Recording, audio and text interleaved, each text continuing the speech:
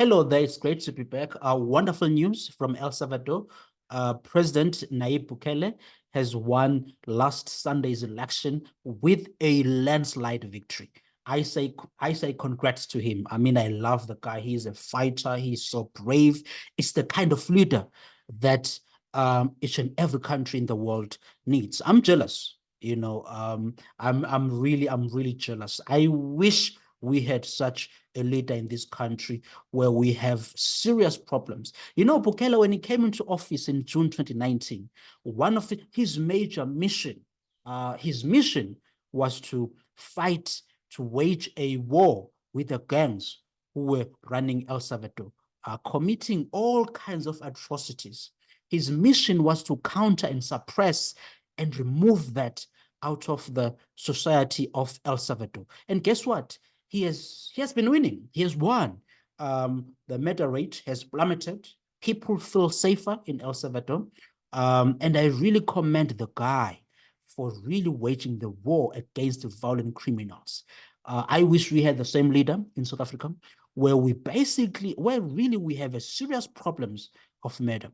We have about 75 people are murdered per day, killed per day in this country.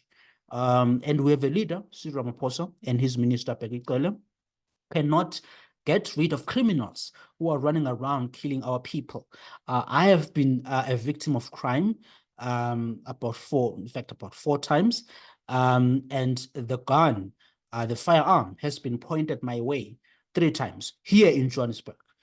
So I know the trauma of being assaulted by criminals. I'm so fortunate that they haven't really pulled the trigger. To some people they have. And that's the problem we have to address in the country. We have a serious crime crisis. Crime has gone down, has plummeted in El Salvador. Why? Because its president, Bukele, chose to fight crime. We have to fight criminals and remove them out of society. These dogmas that we can only reduce the crime rates when unemployment is less than 10% or less than 5%. That's nonsense. Right now, we can reduce our crime fast, sharply, if we really push hard on law enforcement and round up the criminals and lock them up. We can reduce the crime rate. We don't need to wait for the economy to grow at plus 8% or so. We don't need to get there. We can reduce it in a matter of a year, 2 years right now, the shocking crime rate that we have. Ramaphosa and his minister, especially Ramaphosa, he's the leader of this country. He has to grow the balls. He should learn something from President Bukele of El Salvador on how to fight criminals, violent criminals who go out and commit all kinds of terrifying crimes. He has to learn. In fact, if I were Ramaphosa, I would have already given him a call to check, dude, how did you do this?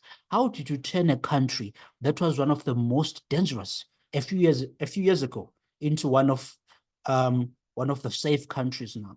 People feel safe in El Salvador now. Why? Because their president Bukele, he made it a mission to fight criminals, and that's the only way we can reduce crime.